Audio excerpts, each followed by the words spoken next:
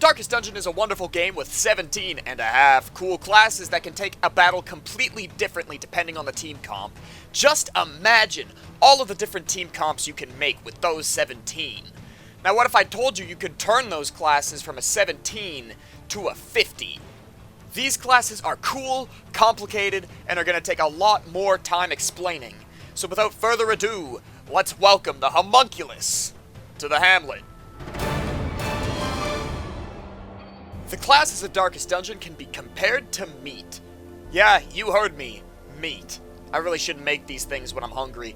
For example, Leper is a big hunk of ham. Big, sweet, and is really good to use on special occasions, like Christmas, parties, going to the ruins with 3 plague doctors for a 225% damage buff to give the necromancer the biggest sword-shaped fuck you in his entire life. Special occasions, you know? But enough about Leper. We're going to be talking about the first modded class on the channel, which is Soul Smile's Homunculus. Now, if I had to compare the Homunculus to a piece of meat, I would say he's a delicious meat platter. You want ham? It's there. Chicken? It's there. You want that random tomato that has nothing to do with the meat in the first place? You want it? Well, the Homunculus has it, baby. Taking a look at his character portrait and skills may seem a bit overwhelming to the average player, and we'll get to them soon. The main thing I want to show off before we start is his weird as hell resistances. Wow, 300% bleed resistance? That's rad! I wonder what's the trade-off for having such high... Oh... That's right. 0 death blow resistance. If the Homunculus reaches death's door, the next attack can and will kill him instantly. So you have to make sure you have to bring some form of defense against it, or else your roster is gonna be homunculus. You can't keep getting away with it! You can't keep getting away with it! The other thing you have to watch out for is that our boy cannot move by himself.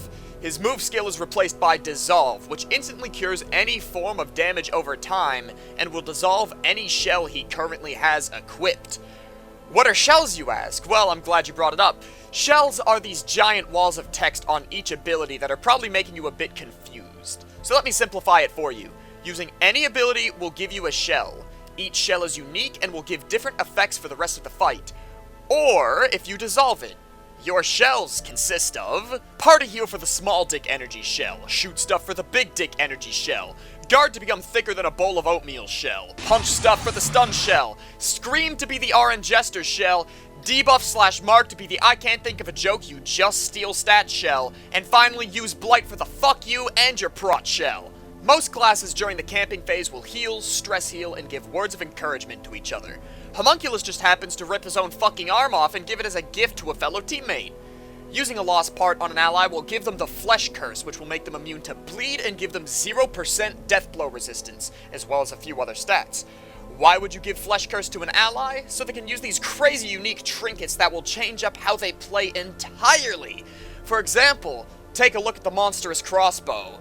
If you're interested in using the Homunculus, I'll leave a workshop link in the description. But for now, the stagecoach has arrived, and it has the tastiest meat platter that you will ever see inside. But remember, a moment of valor shines brightest against the backdrop of despair.